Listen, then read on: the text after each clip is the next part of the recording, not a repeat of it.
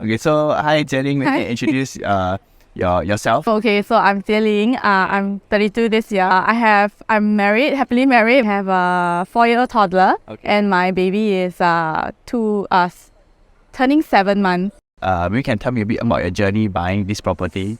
Okay, so actually our journey with this property is kind of like it's kind of a case of all the stars aligned for us. So back in I think 2018 or 2019, my husband and I we got married. We just got married. And then we were waiting for our BTO. Okay, actually not waiting for our BTO. We were waiting to select our BTO, but the queue number that we got actually fell out of the number of units that was available. So we were kind of those like waiting. So it's either we were lucky that someone gave up, or we were left with. But we were guessing that even if we got to choose a unit, it would be those like leftover that people didn't want, like maybe near the rubbish chute, or like that kind of units. So and then while we were waiting for the date, we already got an appointment date to go and select. And then while we were waiting for the date to arrive, we came to know about this property. So at that time, Soul Acres was actually fully sold for the 2 rooms and above. So they were actually left with the 1 room and the 1 plus study unit. So they were actually trying to clear all these units. Yeah. So they actually had this promotion of like you top up 15K and then you get the unit with ID. Okay. Yeah, so we thought like, that sounded like a good deal. So that's why we went to the showroom with the show flat, and then we just like really, really loved like how it looked. And then so we thought about it, and everything just kind of made sense for us, because we just got married, and then we were very eager to start a family already. And if we were to wait for the BTO, right, it would probably take a 5-year wait. Like the last I heard, they only recently TOP, so that was really like a 5-year. Like if we had waited, it would have been a 5-year wait. And like so much would have turned out differently if we had waited. Like I wouldn't be like a mom of 2 now. I'm sure I wouldn't have like maybe even no kids yet. So yeah, it really made sense for us, because we were very eager to start our family, and we needed a place of our own, because we were not fan of the idea of renting as well. So that was how we decided that let's just like Go ahead. go ahead. And even though it's a small unit, like it's a 1 plus study that we live in now, but we felt that even like from the day we signed, we knew that we were not going to stay in this unit for long. Yeah. It was kind of like a start for us plus investment. Okay. So we knew that we could use this as the first step to roll. Okay. Like where we were to where we were to look for our second property. Yeah, at least we invest in like an EC, so that there is a bit of investment value for us to roll. Okay. Yeah. So that means because of waiting time, you find that actually because you move into an EC early on, actually you're able to move on with your family. Yeah, you have a space of your own. Yes, compared to BTO, you wait and maybe you rent, you pay into something that is not yours, Correct. and without family also cannot progress lah. Yeah. I mean it's impossible to. I mean, let's say if we was live with my parents or in-law. Yeah. There's definitely that space constraint. Okay. So yeah, we probably wouldn't be comfortable to go ahead with our usual like our original family plan. And also on self-investment, that means when you first bought the EC, you already know that you wanted to invest. Yeah, I really wanted to do that too. Okay. So I thought like to start with an EC might be a good start for me. Like even though like a lot of people say like, oh, if you miss out your first like the chance to like buy an HDB very, very cheap because it's a BTO. Yeah. But yeah, I mean for us it really made sense to start with, like, even though it's a small unit, but I felt that it has better investment value as compared to like a BTO. Would you have gone directly for sales of balance? Actually, we did consider sale of balance also. So at that time, we were deciding between, because our BTO that we balloted for was Clementi. So the price is pretty high. Like, it's like 600 plus 700 plus thousand. So we were thinking, okay, then maybe we can also look at sale of balance. But then, so when we were looking at between sale of balance and this, then obviously then the investment comes in, and then we were like, okay, but if we were to think from an investment point of view, then definitely an EC sounds more attractive, because after 5 years it's semi-privatized and all. Yeah. And we were also thinking of this was probably like one of the last few properties that have 1 room and 1 plus study. So that gives us a bit of advantage because they're like people who are looking for like this kind of size. Like we have like a bigger pool of like potential buyers. So yeah, those were the factors that we were considering also. Okay. Yeah. So either or, like if looking back. Yeah, either or, but definitely we will be more skewed towards EC. EC, yeah. Partly because of the facilities. Yeah, and of the course. environment. Yeah, and then the environment and the facilities lah. Yeah. Do you think living in having these facilities environment makes a big difference to the day-to-day living, or do you feel like actually it's just a facility and you got to pay extra maintenance and all that? Okay, so we always have this conversation, right, with like me and my husband. We will always think like, okay, what if like we do away with the monthly maintenance fee? But calculating it, right, it's actually quite similar because in an HDB you have to pay season parking and then you have to pay the GRC? Town council. Town council, yeah. So, okay, maybe because our unit is small, so it's comparable. So it's actually comparable. And then on top of that, we get to enjoy like facilities. Yeah, because for us, we have 2 young kids. Facilities actually make a difference for us. Yeah, Alyssa gets to enjoy the pool whenever she wants to. You know, there's a playground just like downstairs, you know. And my husband goes to the gym often also.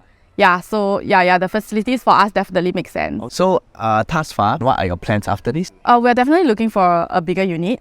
Yeah, because we love this area so much, we are hoping to find a bigger unit within this property because the kids are so used to like, you know, having the facilities here and all. So ideal case is to be able to find a bigger unit within this property, or if not, then at least around Choa Chu Kang because my parents are near and So in terms of finding a bigger space, comparing the choices, usually people go for HDB because it's more affordable. They get to clear off or maybe pay off their house pretty quickly. Yeah. Whereas a condo, it does offer the advantage of appreciation, potential appreciation. Which one would you still go for? Knowing that you can actually clear off or stay here, enjoy, but kind of pull through the payments and...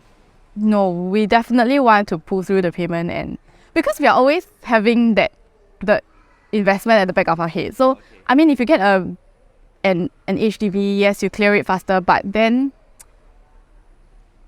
investment-wise, it's just not as... It just doesn't give like as much returns as compared to like if we were to like, you know, maybe we stretch a little bit, you know, during these early years, but then eventually when we sell, I mean, hopefully the market will allow like bigger returns like as compared to like an HDB. Since now that you're looking at property investment in your 30s, by the time you reach, let's say most people maybe 55 to 60, just in general, what is your goal for retirement? Okay, so my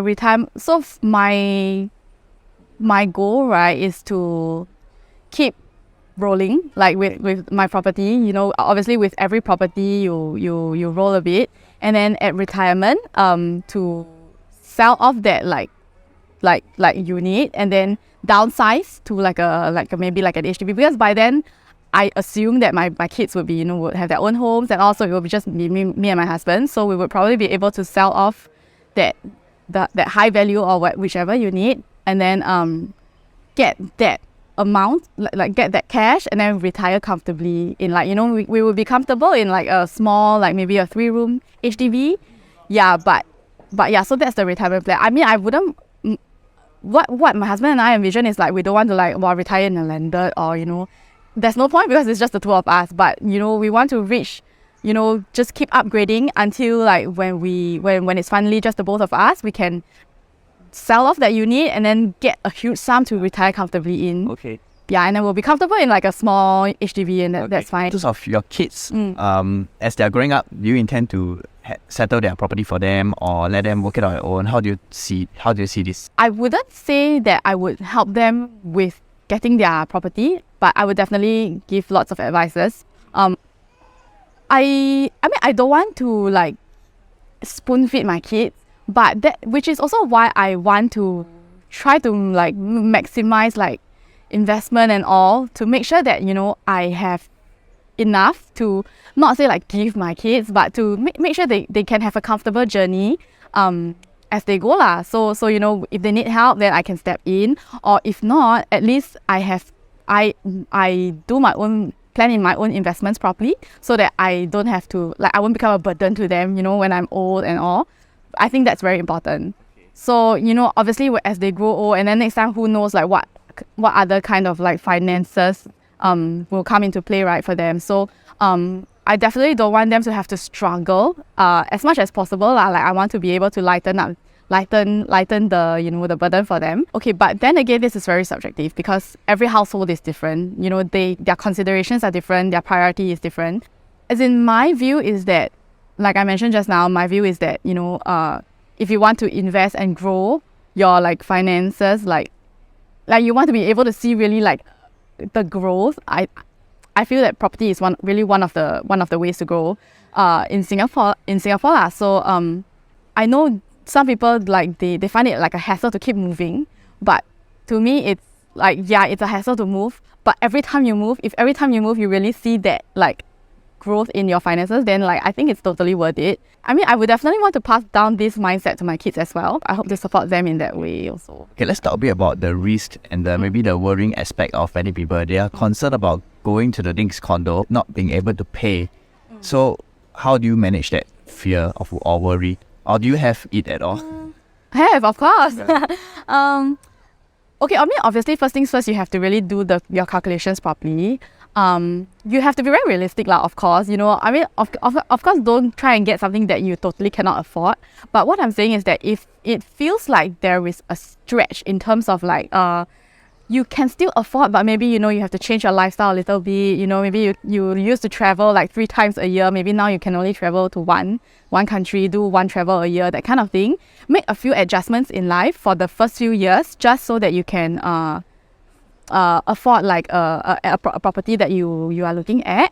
I think those kind of adjustments are worth it because you do it for like maybe 10 years, but you will really be able to see like the returns, and you can still enjoy life, for like the next like 几十年, right? So yeah, it's worth it. Yeah. So the risk. the risk. Yeah. So how do you manage this? I mean, just to take a leap of faith, having the planned calculations in place. So like have a planned calculation, and then also have to take a leap of faith. That means even if it doesn't work out, you still can rent it out or stay with family. You still can have won't die. Won't die. That is the thing that makes you maybe you're not so scared to don't. Yeah. But yeah, I think a little bit of risk is worth taking if you really want that returns in your investment. Yeah, because all investments come with risk, right? Do you think having a property advisor or consultant to guide you along, does it make a difference for you? Yeah, of course. They are very up to date with like how the market is doing, like what area is like has growth, and also obviously as a consultant you can advise on these little things lah. But what as compared to like what family can advise you is based on like their past experiences and what worked for them, what doesn't work for them. So yeah, I mean definitely you need a combination of both. Which means even if it means needing to pay them commission to help you make a next move, you would. Yeah. I think the commission is not just for the advisors, but also for the hassle. Like they help you settle everything. I'm a very lazy person, so I don't like to like do my own research, and then so I definitely, I mean obviously if the consultant is someone you trust, then I'd be like very happy to just like get like advisors and like really trust the advisors that is coming from a professional, as compared to like you try and do your own research, but then you don't even know if it's like accurate or okay. Yeah. The reason I ask is because also many Singaporeans nowadays, we get a lot of information from the internet, right? Yeah. And with that, right, many people want to research on their own and make their own property purchase because so why not in your own position? Because maybe you just have to take a couple of weekends to search it out. Of course, it may not sound so simplistic. Yeah. Why not do that way and save the commission fee? Is it as a matter of credibility of information or certainty or? Yeah, I think it's both. So, okay, definitely. I definitely don't trust myself more than I trust a professional. I mean, if you are really, it's a property purchase. It's not like it's not like a few $100s. It's a property, and you want to make sure that you don't make a wrong decision, because one wrong decision is like you're talking about like hundreds of thousands of dollars, right? So so I definitely want to trust a professional who knows what they are doing lah, rather than like I have to like guess whether like is this correct, like am I in the right direction, and also I mean I don't want to like deal with that kind of stress, and I'd rather go a consultant.